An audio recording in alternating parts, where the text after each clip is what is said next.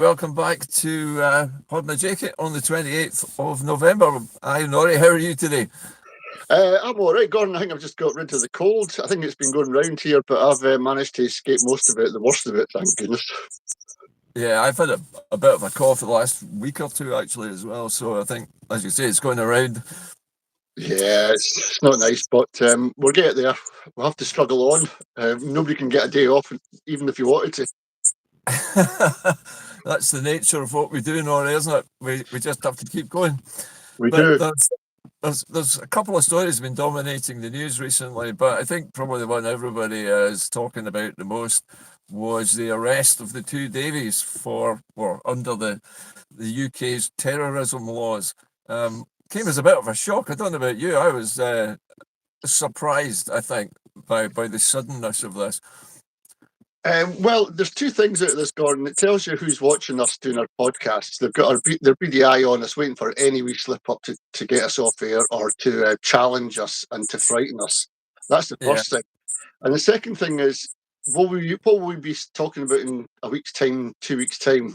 Will this be a bit all forgotten, or can we use this to gain a foothold in what we're trying to achieve, i.e., Yeah. direct action? We do things that really annoy the establishment. We don't go around the fringes waiting for other people to do it. So there's a couple of things that stuck out to me on it. Yeah, yeah. But I mean, it's got to the point now where just because they've decided one single organization is now classified as a terrorist group, despite the fact that it appears to be a charity supporting refugees of a war, is just incredible. I mean, what's next? What organizations are they going to prescribe next? Well, that's obvious, isn't it? The independence campaign. Yeah, well, I was saying something similar. We ought to be next on the knock list, to get a knock on the door at 5 in the morning by the boys in blue. I mean, you and I both, Norrie, have been doing this for a long time, and we're usually pretty circumspect about what we say. Have to Uh, be. and we try and report accurately without taking too much of a position on it, other than supporting independence.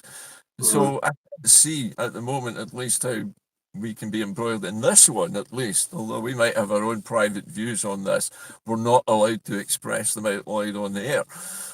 Yeah, and I remember being with I think it was the BBC. I got handed a book, Scots Law and Journalism, and there's things in there you just couldn't talk about, like a live murder inquiry or something like that, or a contestant on a legal affair or of whatever degree or matter, and then Uh, you thought, yeah, you have to watch your back when you do these kind of things that you're doing. So a lot of people are saying that, oh, you overegg it, or you don't go far enough, or you push down this. It's because we're looking after our own backs half the time. You know what I mean? Before we get taken in or closed down. I guess, if you're working at the BBC in Scotland, then there's going to be a whole lot of restrictions on what you can report and what you can say without There is. upsetting the British apple cart, especially at Pacific Quay, where I live down here in Glasgow. There is, Gordon, but there's a way around it. And what they do is they set an agenda and a politician will pick up on it. Did you read the BBC report, for example? And they'll say that in the Scottish Parliament. Then it goes back the way the Herald will pick it up.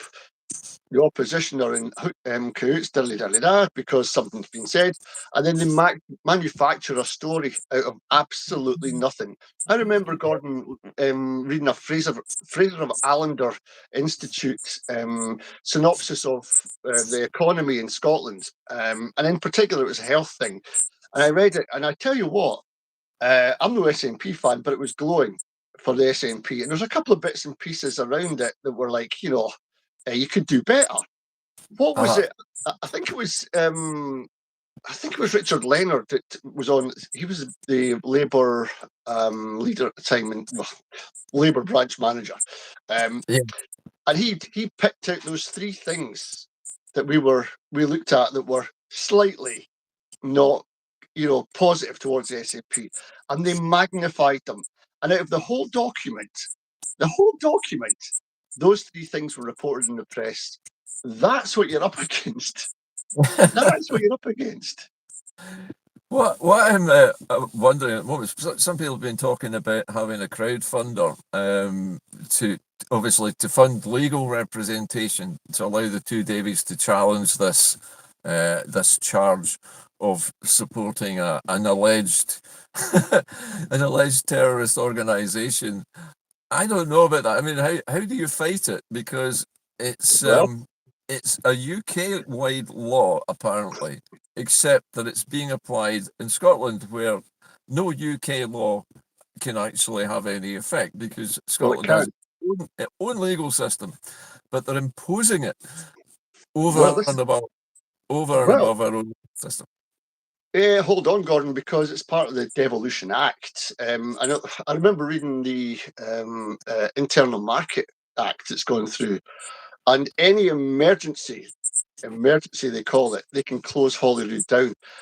Always remember that the Scottish Parliament is a glorified town council. It has no laws, and Yeah, what it can do is very limited. But we could be using them better. But having said that, when it comes to law, they'll say if it's a threat to the British UK, then they can override Scots law or include Scots law in that documents. It's very complicated. It's meant to be that way. It's meant to be complicated because then we think, what the hell's going on? We scratch our heads and then they carry on doing it, and we don't, because it's too complicated. We don't go near it again until it yeah. happens. I noticed also I was going to talk a little bit about the budget later on in Oh, the program, but one of the things I noticed about Rachel Reeves was that when she was interviewed, she was asked whether the current Labour government would allow another independence referendum, and she said, "Oh no, it's not necessary." Blah blah blah. So someone pointed out online today that the Labour government, in fact, any British government, can ban a referendum on independence, but they can't actually stop independence from happening. It just is a matter of how it's achieved. So if it's achieved, as the SNP have been trying to do for decades, through a referendum, it's not going to happen. stop it. But it doesn't need to be a referendum. And I think everybody knows that by now.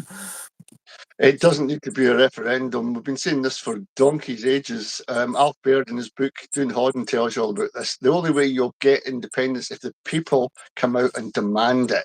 Now, this is what happens. If people should really catch up on what happened to other countries when they gained their independence, Yeah. have a look at it and look for one political party that done it for them. You won't find it, Gordon. It wasn't political parties that gained them their independence. It was a No. vehicle to carry them so far, but ultimately the people done it through radio. If you look at Grenada, Calypso radio was very, very important because they went back to their own culture.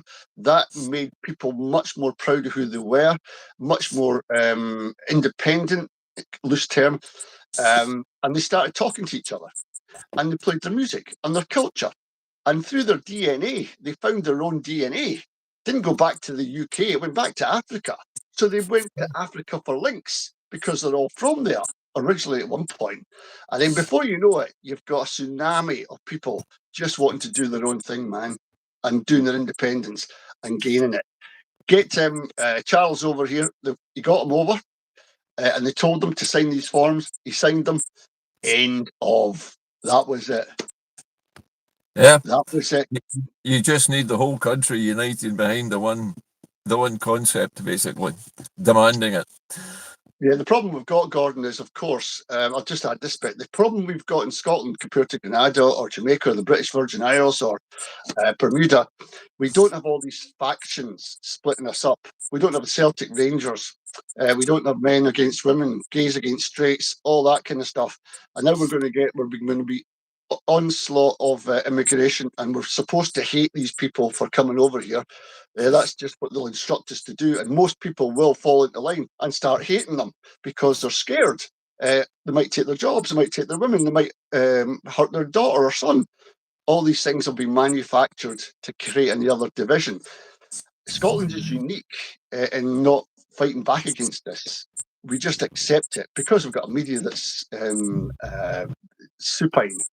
and doesn't fight back. Scotland's got it tougher than any other country that's gained its independence. Why? Because we're so damn close to them.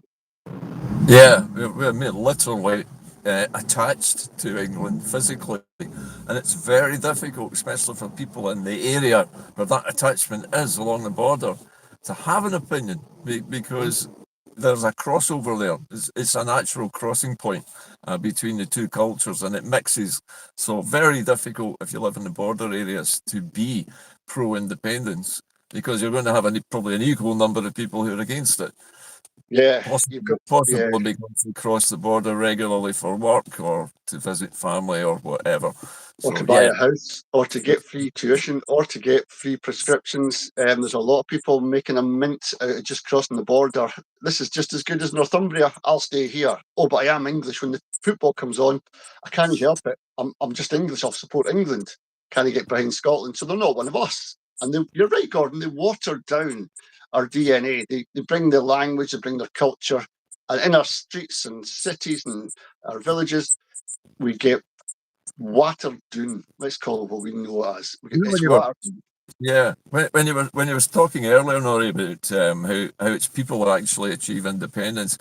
If you look at some of the former Soviet nations, the ones which were administrated, if you like, by Russia in the past, the Baltic states, for example, when they had their kind of revolutions, when they took back their own borders and their own sovereignty, it was thousands, hundreds of thousands of people out on the streets Yeah. every day and night for weeks until Mhm. that happened. And in many cases, the parties in power, which could have been, pro-independence for all we know, were largely pushed to the side. And Yeah. people were pissed off with them that they came out and said, no, you lot resign. We want our country back. And eventually it had to happen because the country became ungovernable by whatever political party was actually in power at that time. We don't have that. We have a sort of general mood of depression and apathy at the moment. Yeah. Nobody wants to get out and do anything. They just want to hope for the best. Yeah. And that attitude is what's keeping us in here. That's right. How do we get around that? Well, we come together in as people, as local democracies. Gordon, I was at a meeting last night, Save Loch Ness, and for what it was well attended. It was pouring with rain last night, absolutely chucking it down here. There was football on the telly, blah, blah, blah, blah. There was every reason not to go to that, but yet it was well attended. Why? Because this company are starting to build. Listen to this, Gordon. You couldn't make this up. They're trying to build a hydro scheme in Loch Ness. So taking Yeah, water up, storing it, and releasing it back and taking it up. And somebody said it's like walking up the stairs. You get absolutely knackered and then you come back down again. What was the point? The point is, Gordon, as I listened to the speakers, and they were good speakers, by the way, really good speakers, talking about biodiversity, tidal patterns, the loss of our nature, all these things, really important. But at the end of it, I thought, this sounds like the Loch Lomond campaign. They yeah, went through, and if we cut through to the chase, I asked them when I stood up, there's only one thing pushing this agenda, and it's profit. And if we can identify who these people are, then we know who our enemy is, right? A lot of the time we wonder about who's doing this, who's that? We don't know. But see if we took time to figure out who are these people building houses. I'll give you an example, quick example, Gordon. Springfield, and you can do this on Google, easy peasy. Look who owns Springfield properties. They built all these houses, 100 odd houses in Drumnadrocket. Asset managers. Asset managers own Springfield. They've got two guys on the board, and they're OBEs or CBEs, and they're local people, and they have no concern about what happens to the communities here. So if it's you think yeah, it's that a just about Scottish making money. company, well, here's the thing, Gordon. People think Springfield is a Scottish company. It's all Scottish government. It's us that's doing it to ourselves. It's not. It's players outside Scotland that are doing this. And if somebody from outside Scotland is doing this, how do they know about our culture? How do they know about our agriculture? How do they know anything about us and what these houses will mean? they don't get asked, and they ching up their pound coins or their dollars, and they move on to somewhere else. And by the way, Gordon, this is happening at a rate of knots all over the Highlands. Nairn, Dornoch, Elgin, Forest. These houses are going up like nobody's business, and nobody is saying, what's going on? Do you know what? I know, Norrie, we've talked about this at length before, and the Scottish Government has this position which it takes, which is that there's a housing shortage in Scotland, therefore they have to okay these new builds all the time.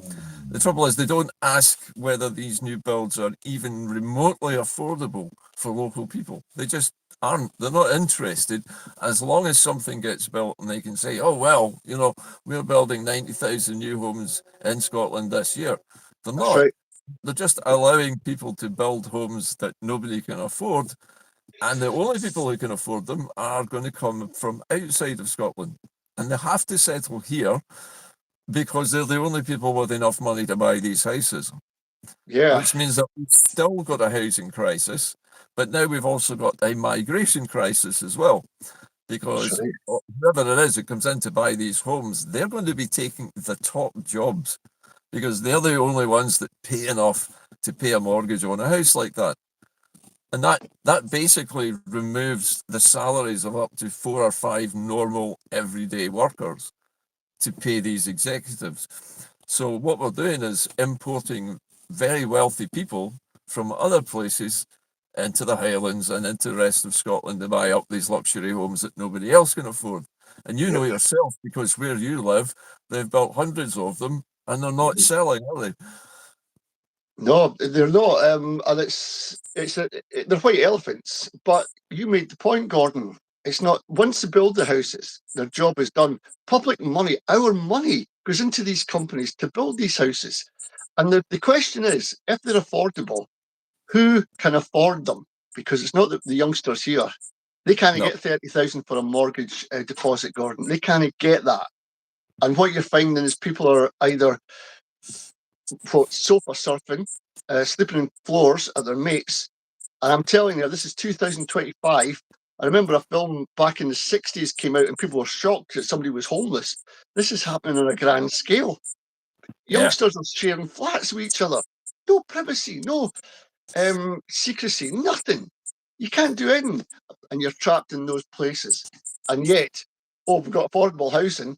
Here's the thing, Gordon. No wonder Kate Forbes isn't standing here. She hasn't got a chance of getting into power again. Not here. She's hated. And all the Tories and the Labour and the rest of them are smelling blood and they're all after the seat. They're as bad. They're as corrupt as anyone. It's democracy at a local level, Gordon. And this is getting back to the Two Davies. If you're going to use something like that, you must get everybody on board. Everybody, for the police. And you said two things you said, Gordon, really salient points. If we become ungovernable, if we go to the police and 10,000 of us wore a T-shirt saying we support Palestine, whatever the group is, I can't remember what it is, and we're against it, and we done that. Do you think the police force could handle that? 10,000, 20,000 of us. Yeah, I mean, it's easy enough for them to arrest 2 guys for talking about it on a podcast. And prominent guys. And expressing their support for that organisation. But that's not a crime. That's just somebody's opinion. That's someone saying, yeah, I think, broadly speaking, I would support that. How is that a crime?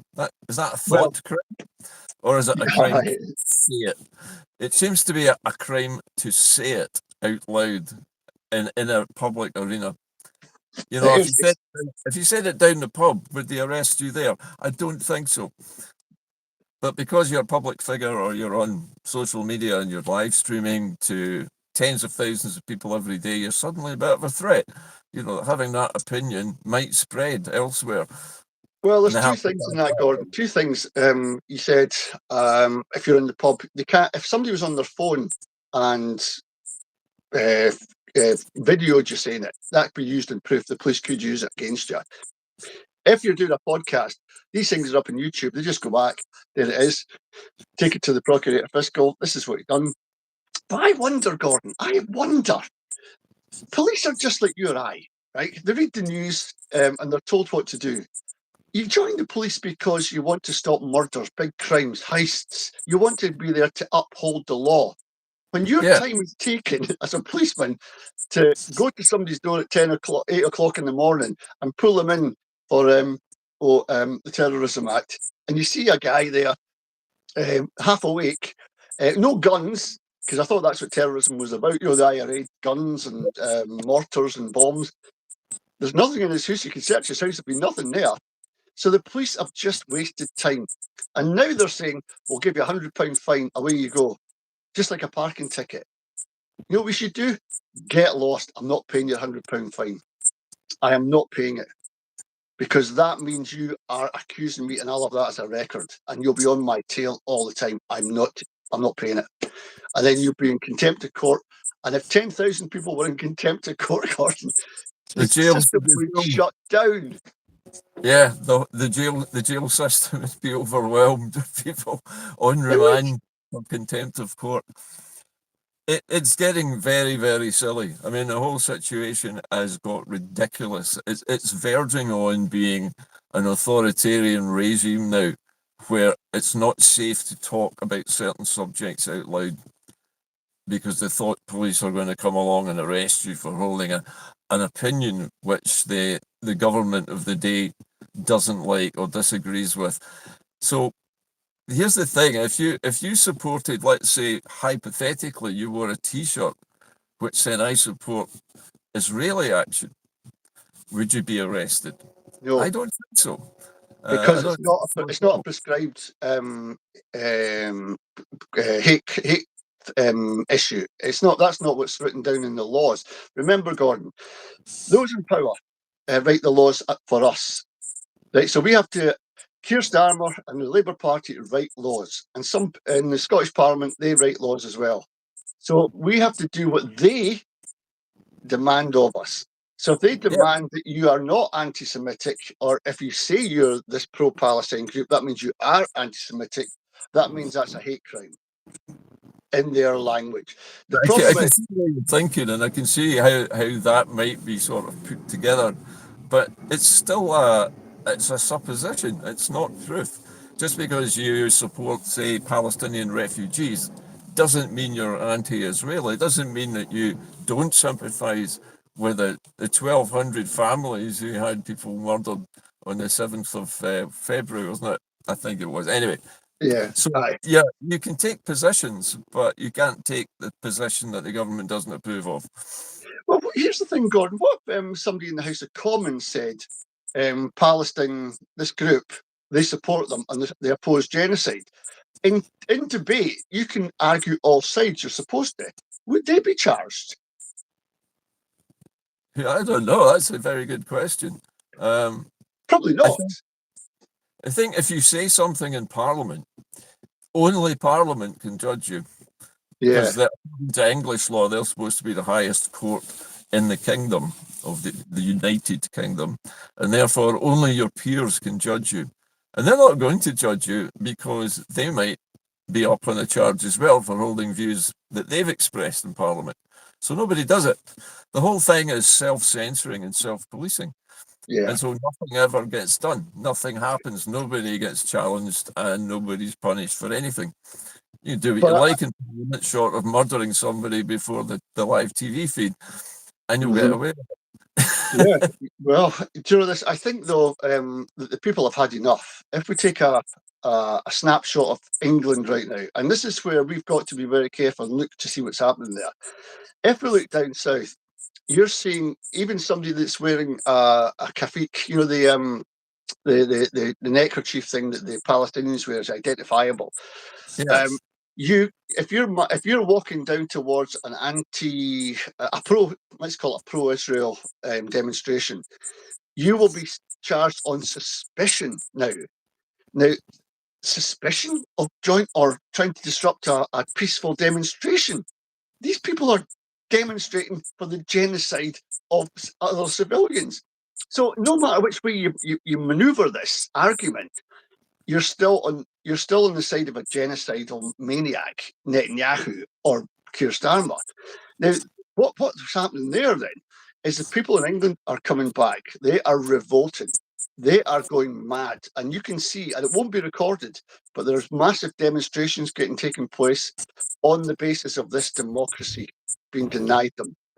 Free speech has always been something that was treasured in these British Isles. And if you take that away, you take away somebody's arm or leg, that's how bad it is for some people. And so I think if we look at the temperature down south, we can see where more people are. So if 10% of the population of England went on the rampage, that's a lot of people. 10% of Scottish people, not so much. So we look down there for signs, and the sign is Starmer is at the lowest rating ever for a Prime Minister. And that's, -50. I find that very unsurprising. I find Keir Starmer to be the most underwhelming, and it's hard to describe the man because he's so insipid and so kind of almost invisible. It's like he has no opinions of his own. He's He not. he just uses a sort of word porridge, to describe what he's thinking about, what his policies are. But it's all just a load of word porridge. It just pours out of him, means nothing, fills the airwaves with something, but you come away from it scratching your head going, what the hell was he talking about? What is he actually doing? And he's not really doing anything. He's just talking. You know, somebody said it once that Israel is more represented in the House of Commons than Scotland is. That's a fact. Israel's more represented than England is, I think. But there tells you in that one paraphrase that I took from somebody else, if you're being controlled by big business, and if you're compromised by your past acts, so you were the procurator, the chief procurator in England and Wales. You let Jimmy Savile off the hook. Your name is now being branded in the Jeffrey Epstein files. So is Farage. All those people at the top. The thing about these email releases, Gordon, is how many people are pally at the top, and how many of them are corrupt. Prince Andrew. I mean, for goodness sake. If anything, Gordon, we'd be saying, get them out. Get that family of that manufactured idiots out of our parliament. That's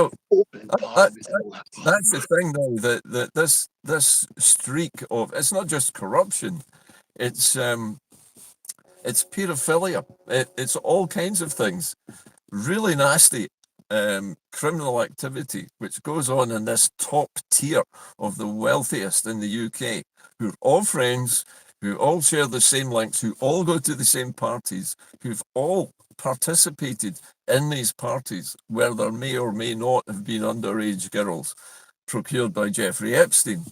And we know there is. There was. We know there was underage girls. Yeah, but at the time they thought this was normal. This was absolutely okay. So they didn't done anything wrong. Now they're being they're being dragged up in front of the camera saying, did you go to these parties? Were you a friend of Jeffrey Epstein? Did you, consort with these young women at these parties? Oh, no, I never did anything like that. I was just there sipping champagne at the sidelines. I was wallflower. And they're all trying to explain it away. But like you say, they all knew each other, and they all know each other, and they all talk to one another. And now that's coming out, people are beginning to see just how wide this toxin has spread across this upper echelon of the country's richest people and most influential people. And we want them to support us, to govern us. It's mad. It's crazy.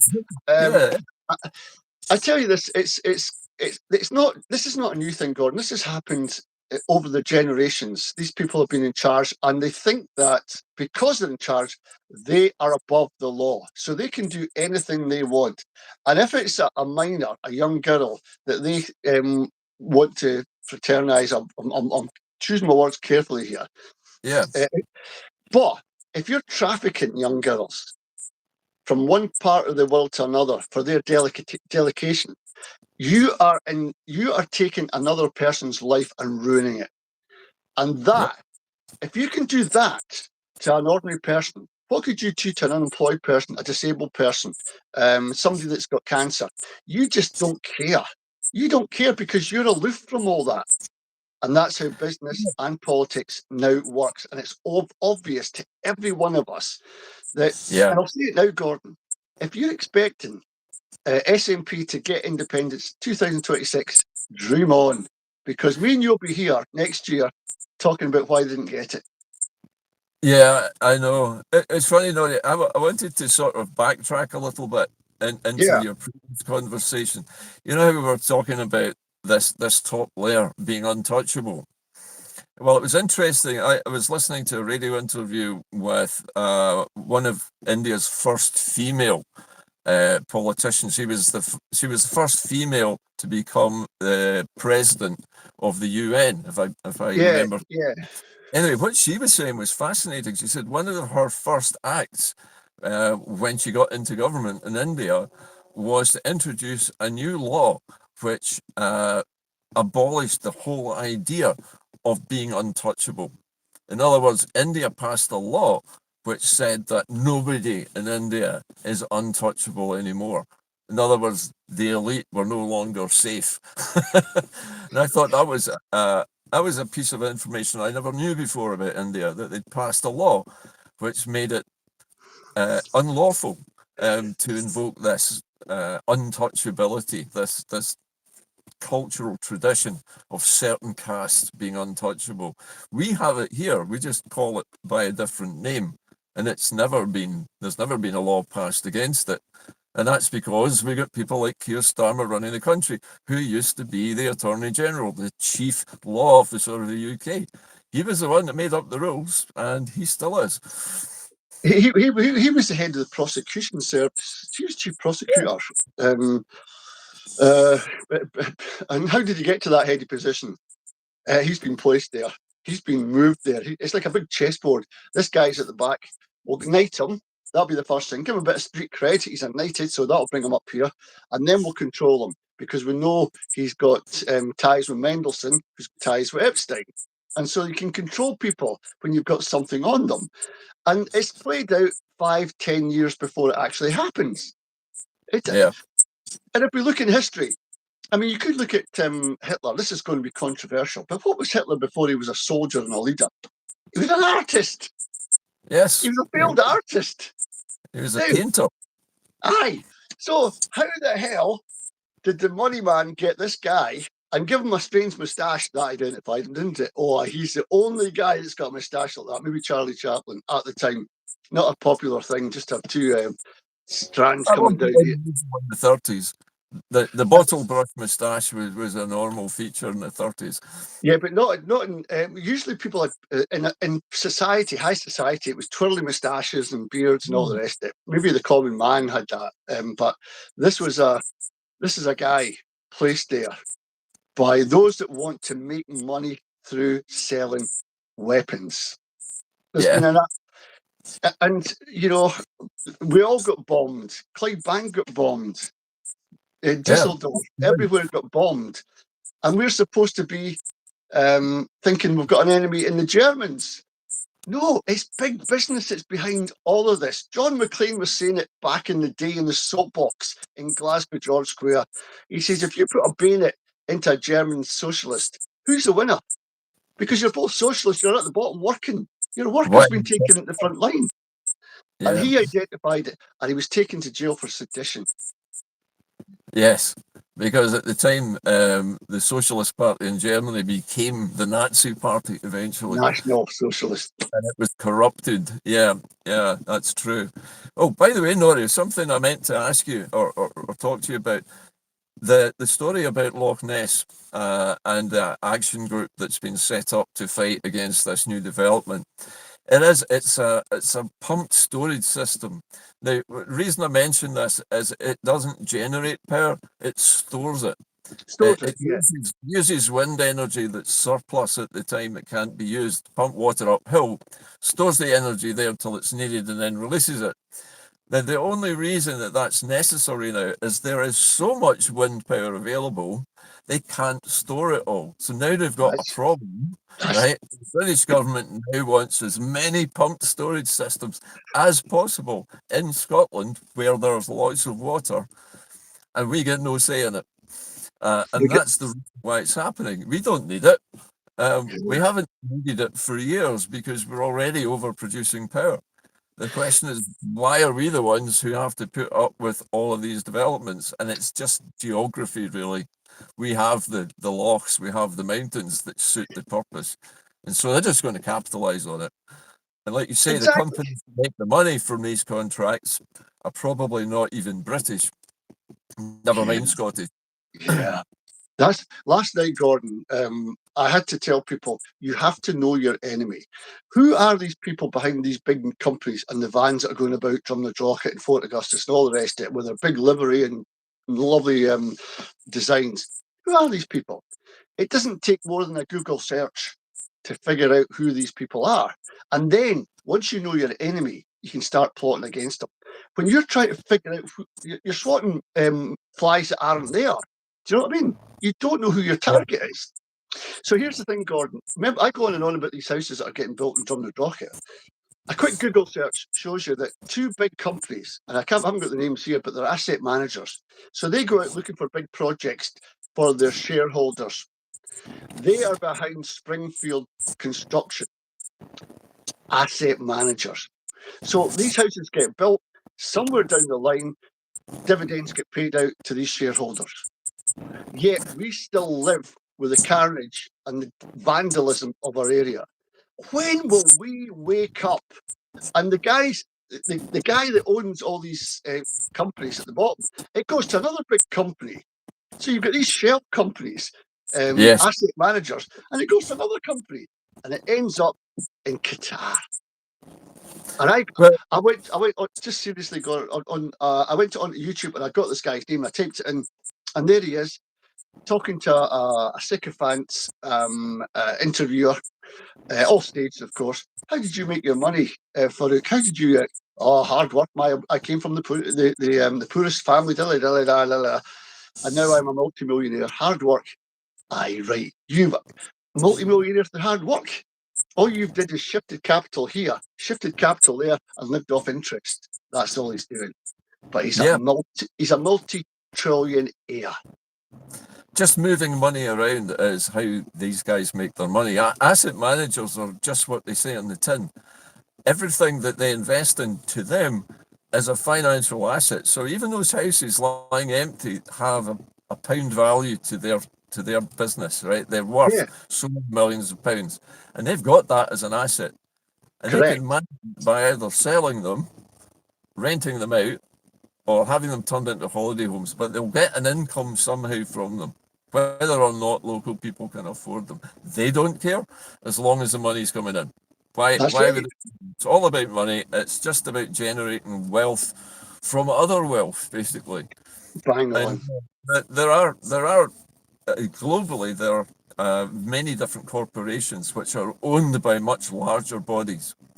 And when one corporation doesn't want to pay taxes where they're located, they simply sell a lot of stuff to one of the other companies in this group, and they, or they sell it at a loss, right? So they appear to make a loss, so they don't pay any tax. That other company that basically helped them out by buying these overpriced goods returns the money back to them in a transfer to their bank, and they've completely managed to evade taxation, and they can do that Correct. forever. Yeah. It's a huge fraud on a global scale, and the whole thing is just basically companies chasing around the world, trying not to pay taxes, and using their links to their parent companies to move money around to avoid it. It's a disgusting way to run a planet, never mind a business. It is, Gordon. You're absolutely, but I cannot disagree with anything. That's how the markets work. And if you look at Athens, Athens has got a lot of millionaires. Why? Because they build a lot of boats, and when they take their boats out into the sea, they're under no jurisdiction from anyone. So you can carry oil and wait with a tanker of oil until the price goes up in some country or another and just drive away. They're paying men on these tankers a fortune just to hold still, just till the money starts coming through, and then they go and they deliver the oil. It's that corrupt because nobody can tax them, and when And and they make their own deals, and that's why they're trillionaires. And They they rule will the world. benefit enormously from any war, which reduces the amount of fuel available. And the stuff they've managed to hoard in these tankers is going to be much more valuable. And they'll Correct. just sell it to whoever needs it the most and will pay the most for it. Correct. Correct. That's exactly how it works. And those are the same kind of people, Gordon, that are building these houses, are building these wind farms, that are building and ruining Scotland. Yeah. If we want to keep and preserve our DNA, our heritage, our culture, our everything, we have to stop this. And one of the things about the Two Davies, if I can just go back to that and tie it in with Yeah. all this, is if we come together and say, look, we are taking direct action. We're taking, and that could direct action could be, how about this? Not paying your mortgage because you can't afford it. Not paying to these faceless banks about having a roof over your head. When people want a roof over their head, that should be a given. That is a prerequisite for a happy life, a safe life. In our weather, we need somewhere to stay. We don't have to pay over the odds to a faceless bank to pay for the privilege of that when it's an absolute necessity. So if we start thinking about who the banks are and how they need our money, and if they don't get our money, they'll collapse. Knowledge is key here, Gordon. Knowledge is key, and it takes one or two to make the dominoes fall, that everybody falls in line. So maybe the Two Davies have created a domino effect. I hope they have. I hope people more and more have confidence to wear a damn T-shirt and challenge the police that their civil rights can't be breached, because on their phones, on their apps, they see kids dying. You Yeah. can't jail me for going against that. That's not anti-Semitic. That's anti-human life. You Yeah. cannot jail me for that. No, being anti-genocide is not a political stance. No, It's a moral stance. And if no, you're a moral person, then you would have to be horrified at the carnage that's happening all over the world in various places at the moment. And being against that isn't a political act. no. It's a moral act. You're standing up for your morals as a human being. That's not a crime, and it shouldn't be viewed as a crime. And that's what really annoys me about this whole scenario with the Two Davies. They're being pilloried publicly as a warning to people like you and I to steer clear of this subject and not talk about it. They want us to self-censor what we say, to Do you know, not talk about it. there's an interesting thing, Gordon, from all that as well. They are being highlighted. And one of the papers that highlighted this was the National, right? Or the Yeah. Two Davies, they do most people know what the Two Davies do. You don't have to explain it. You know, for those that are interested, they know what Two Davies do. And when I stopped Caledon, Norrie Hunter to stop Caledon Radio, they put a big, huge feature on me, all kinds of reasons. Not once did they come to me and said, have you got a good story? Not once have they gone to the Two Davies, have you got a good story? Not once, Gordon, have come on to us, have we got a good story about Drum the Drockets, Save Loch Ness? Why not? And do you remember right at the start of this program what you told me about the BBC telling you what you could and couldn't report?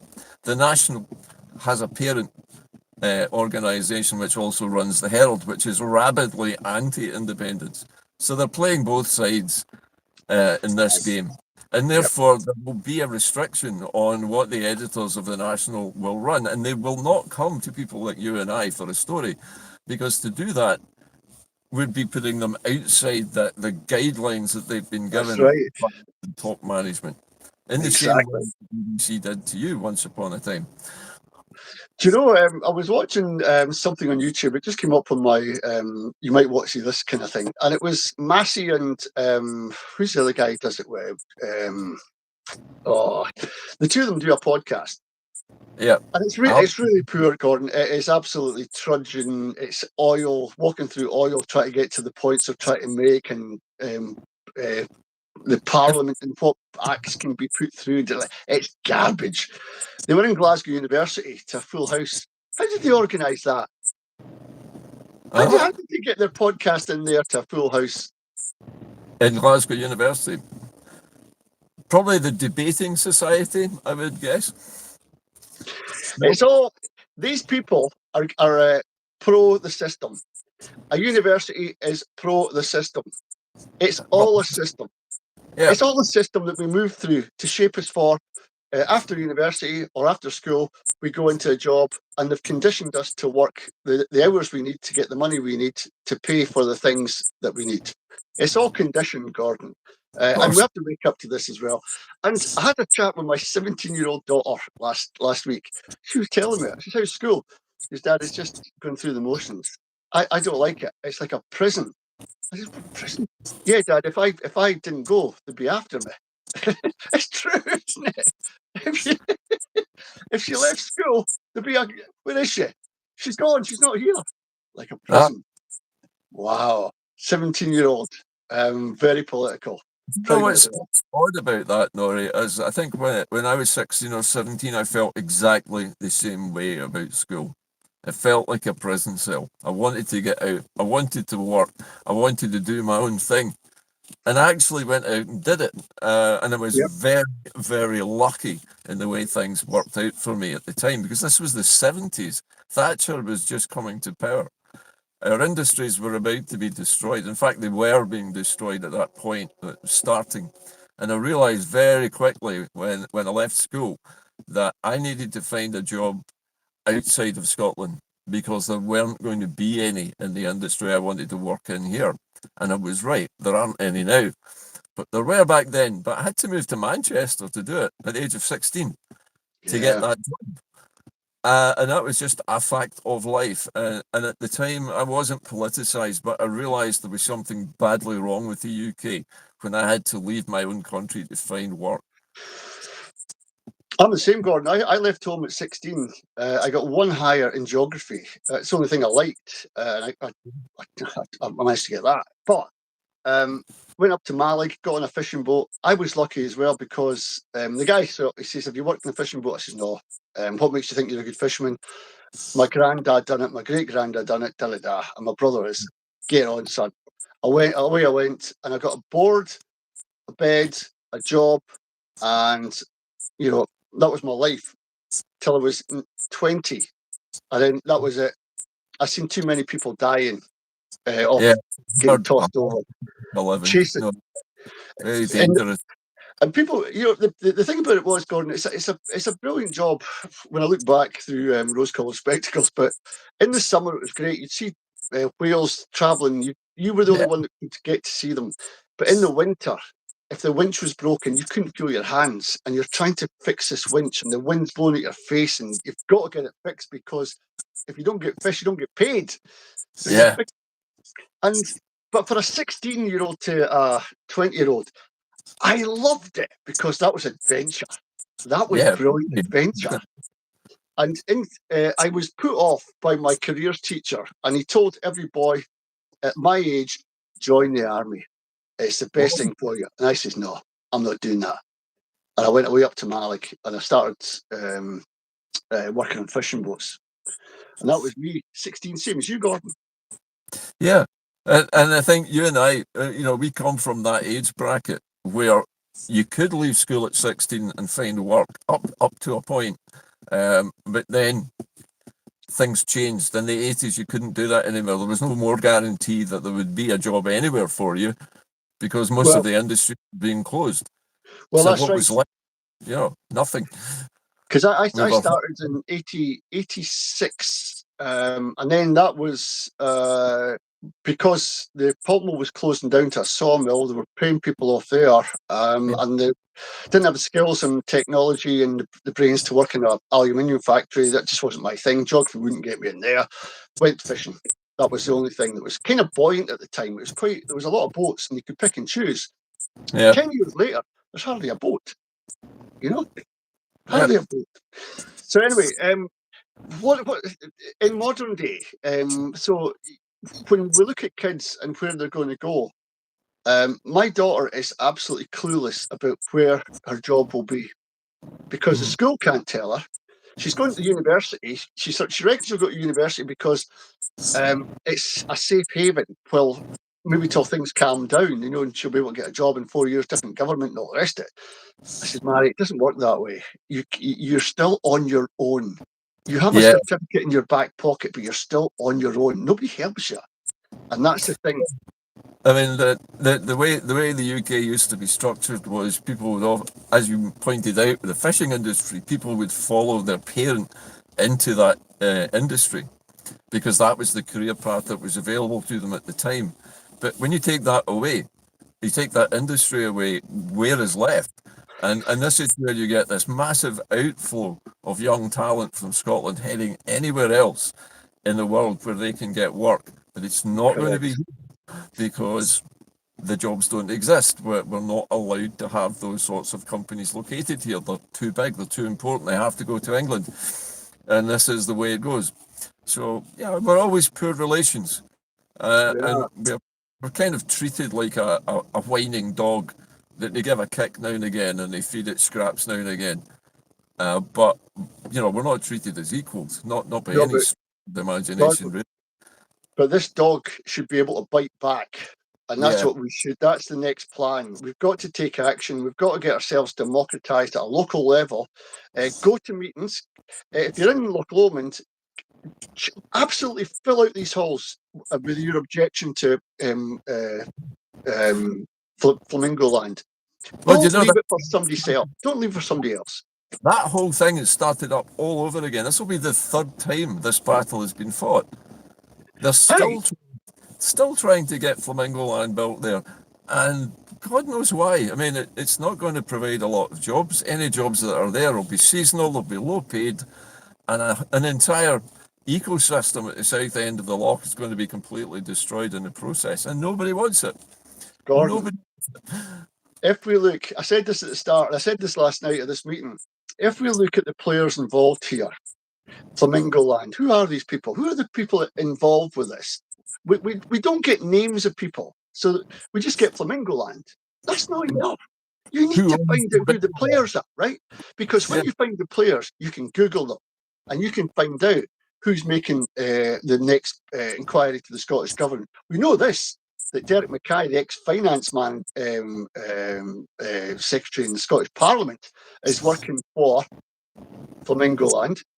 So he's got access to the Scottish Government because he's in that party and he's doing deals with them. the other thing that bothers me, Donny, about this situation, of companies coming into Scotland and building things of any kind, is that the Scottish government is encouraging them to do it by Of course. giving them tax breaks. So instead Yeah, of taxing them more for building these things, which is what they should do, they should be, taxed for the privilege of being allowed to use our resources, and we should get a revenue stream from that. But the Scottish government deliberately doesn't do that because they say that's how you attract them in. They don't have an option. These companies don't have any other lochs and mountains they can use, so why do that? exactly. Exactly. Why do It, it? if I was in the SNP, Gordon, I would leave. I would leave. If I was in that parliament and John Swinney's coming out with all this crap about inward investment, I would leave because I know that public money that could be going into communities and families' pockets is going into wealthy companies' pockets for them to destroy and vandalise our country. This Yeah, is madness on stilts. And we're all sitting here wondering why it's all happening. Get to your local meeting, start a local meeting, start a local group, get involved, do things at a local level because yeah, that's where it hurts them. And last night I was trying to tell them, Gordon, they were all oh, there's only a few of us here. I says, for every one person here, there's 10 really interested in this, but they can't get here. Take that as about 150 people here, right? Now, if you can build on that, you can get more people in and more people right now because at this time of year it went to -6, Gordon, yeah, up here, and um, people were freezing and turning down the heating. yeah. Unbelievable. And Same folk here. were going to, yep, people were going to the local, the hall's not, it's getting fixed, so they can't even go there for a heat. There's no library. They can't go No. there. They go in their car and they drive and they use their petrol just to get heat. Yep, that's a common thing. It's common here as well. I mean, if you can't heat your home, you go and sit in your car and turn the heaters on. Yeah, It's actually cheaper to do that than to switch on your central heat. yeah. It's cheaper to burn petrol in a car that's not moving to warm yourself up than it is to sit in your own home. And that's in a country that is awash with power. We get power coming out of our ears, and yet we're being charged more for it than any other developed country in the Western world generally. We pay the highest energy bills of anyone. We're being Correct. exploited, and we're allowing it to happen. And add on to that, Gordon, we've got the lowest pension in Europe. Of Then course, you yeah. see how tight it becomes for people in this country. Plato says, and I was reading a bit of this guy, Greek philosopher. He says, when the distance between the rich and the poor gets so vast, things start to stretch and break. I hope that things are getting so bad for people between the rich, who are all paedophiles, all millionaires, all living in the lap of luxury, and the poorest dying because they can't heat their houses. When that becomes so stretched, something's got to break. And Yeah. I'm hoping, Gordon, I hope that in the next few weeks, the next few months, we can get ourselves together. Even if we are in the rain, I don't care. Get out in the cold, march, get a demonstration going, get people active. Don't leave it for somebody else to do when it's your life you're looking after. It's your own life, not somebody else's. Do it for your own life and your own family. Get out there, do something before it's too late. There is one other thing I wanted to slide into the conversation just before we close out the show. I was mentioning the budget at the beginning of the show, and I don't have a lot to say about it, but there is one thing in it that really got me annoyed, and that is the fact that, again, a British Chancellor has decided to freeze the tax allowance for another 10 years. Now, Rishi Sunak did that in 2021. Now, you might think, well, that means, you have to earn above, I think it's about 12 and a half grand before you pay any tax, right? But inflation is going up much faster. That bracket of how much you can earn before you pay tax should have gone up in line with inflation since 2021. That means anything we now earn over, £12,500 is tax. So we're now paying tax on money which we didn't used to pay tax on. And over the next 10 years, we're going to pay somewhere in the region of £600 a year more, all of us, and the low paid are going to be hit the worst. And yet, Rachel Reeves appears not to have raised taxation, but by simply freezing that level, she's ensured that every low paid worker is going to be paying more tax over the next 10 years. It's insidious, nasty, and it affects everybody. But Gordon, when you're 50% below in the polls, when Reform and the new revamped Greens are leaving the Tories, the Lib Dems, and the Labour Party in their wake, they're past caring. They know they're not going to be in there for a second term. So why not make as much money as you can while in situ?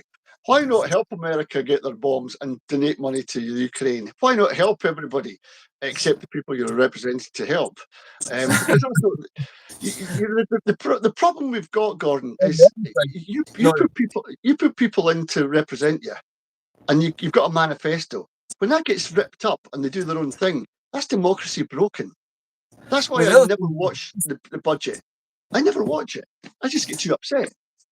Well, the other thing you're mentioning that we like the politicians to represent us and look after us and all of that stuff, and they don't do it. And especially when they're a weak, lame duck government like we've got now, they think the hell with it. Let's just screw the place over and make it as hard for the Tories as possible when they get into power, because that's going to be what happens next.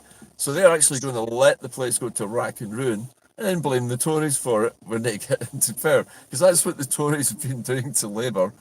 And this just goes on punch and judy back and forward, blaming each other when they're both responsible for it.